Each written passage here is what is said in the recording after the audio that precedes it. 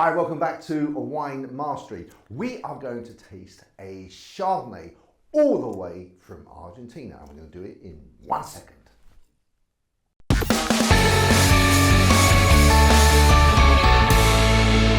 So we are going to taste a bottle of Chardonnay from D V Catena. Here's the bottle and the label.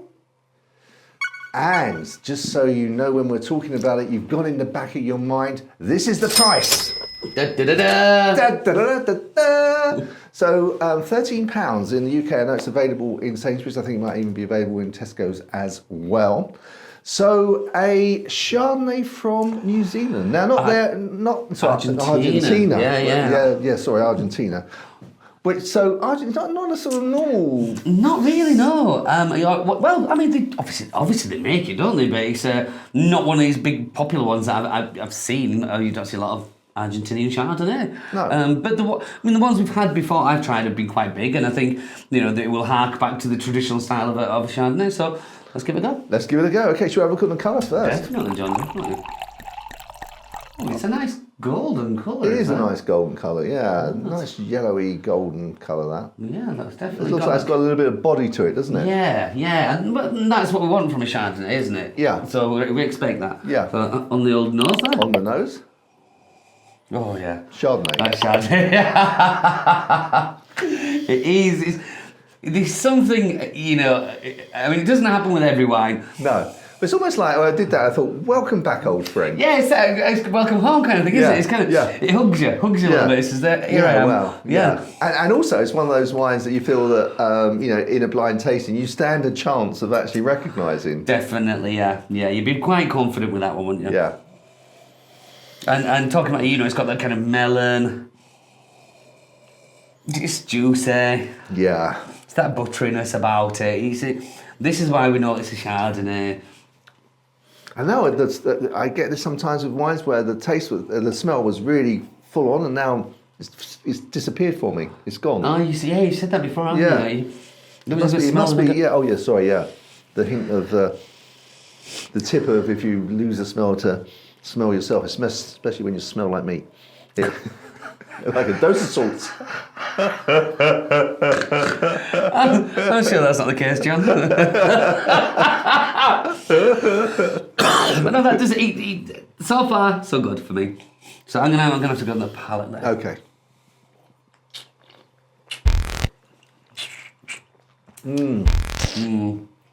Chardonnay. Mm-hmm. Chardonnay is what it says on the. Oh, yeah. Excuse me, you've got the back throw there. No, definitely. That is stereotypically everything you expect from a Chardonnay, which is ticking a lot of boxes in that respect. Yeah. The colour, the nose, the flavour. It's got that melon's come through on the flavour. It's juicy. It's round. Oh. It's lush. It is very, very nice. It's quite heavy. Yeah, it's quite heavy. Not as buttery as some Australian wines.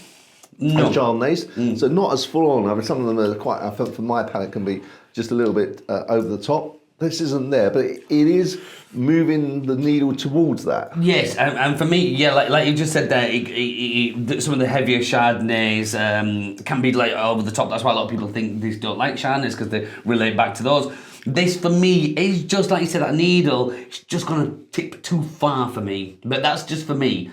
I can appreciate what this is, but it wouldn't particularly be my style. It's just a bit too heavy, a bit too robust is the wrong word, a bit too rich. I think it's one of those. If I was given a glass of this and I knew I was just having one glass, I would really, really, really enjoy it.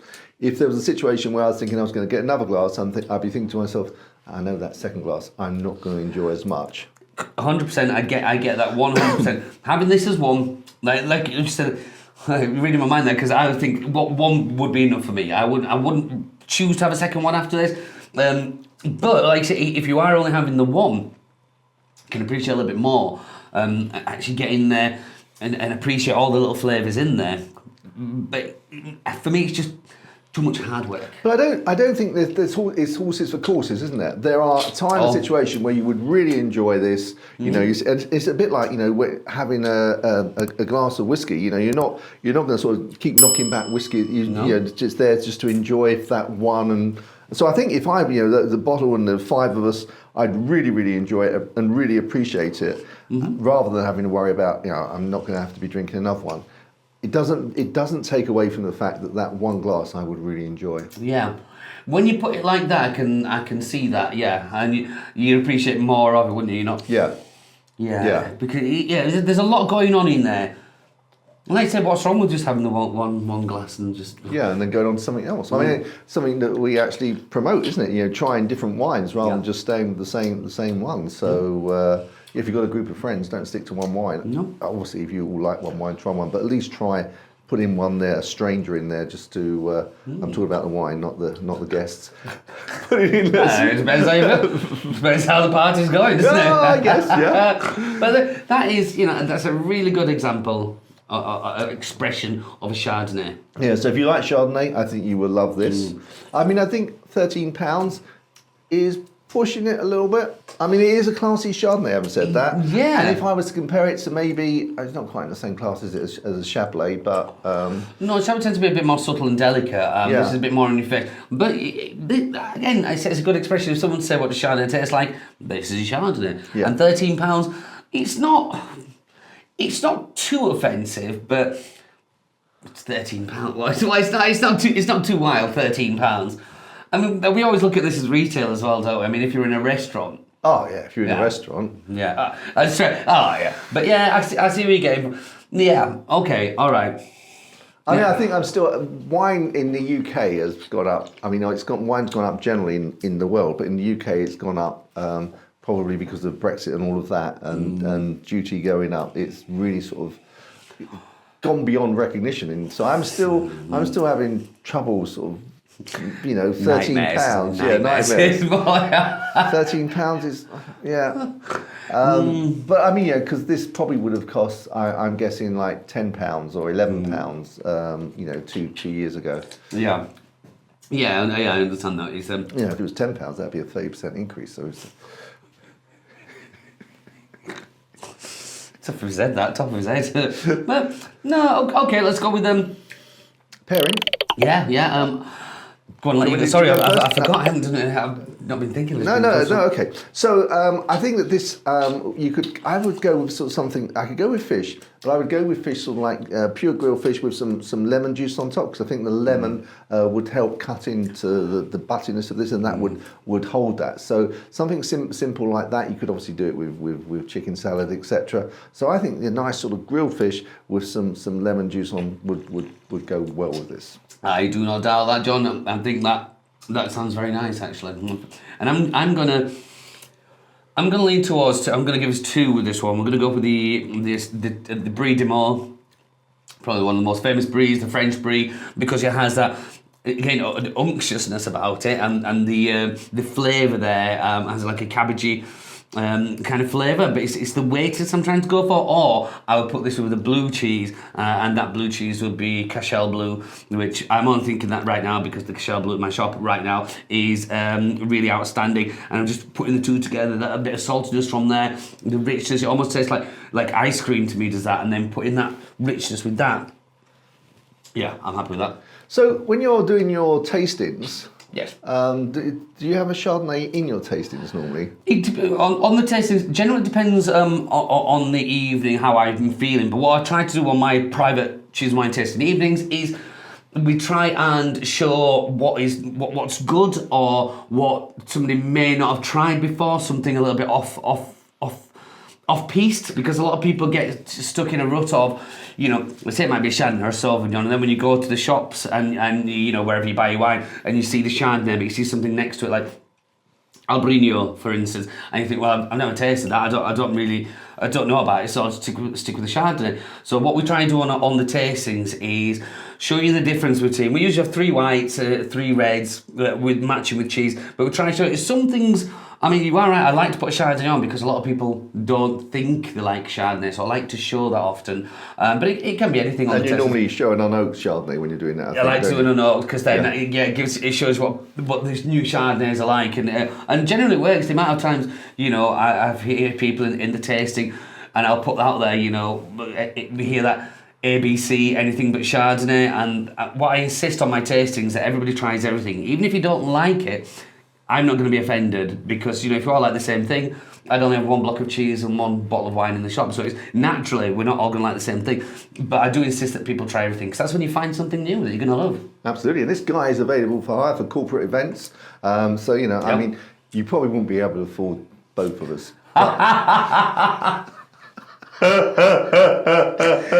You're very correct, John. You're very correct.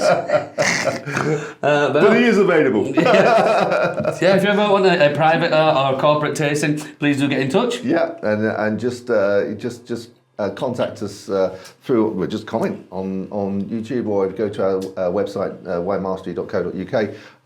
You can contact us through that, and the contact details are there. So, okay, we're going to move on to the scoring. We are. Okay.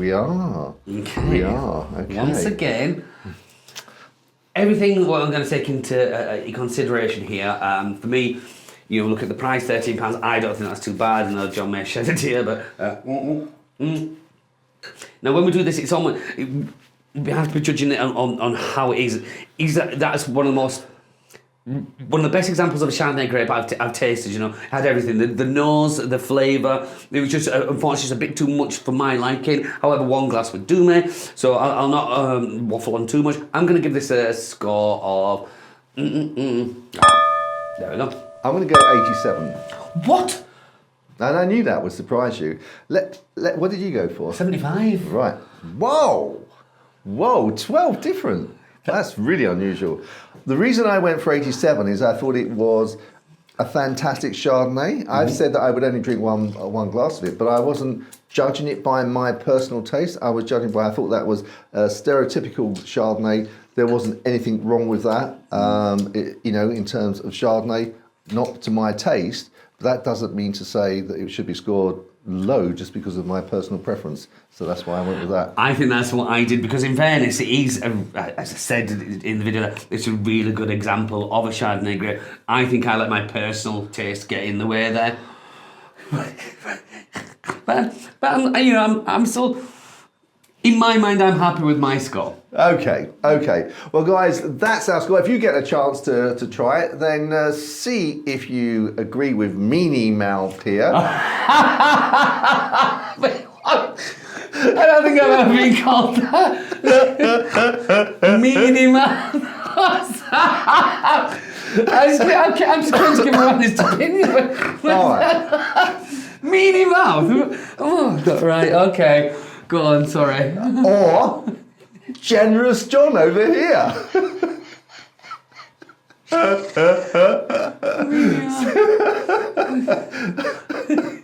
Don't take it to heart. I'm not going to tell you what.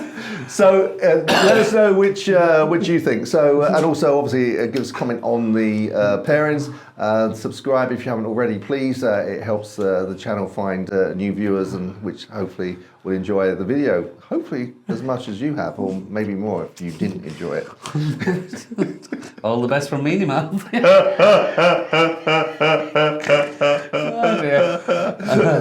Until next time. Until next time. Chin chin. Chin chin.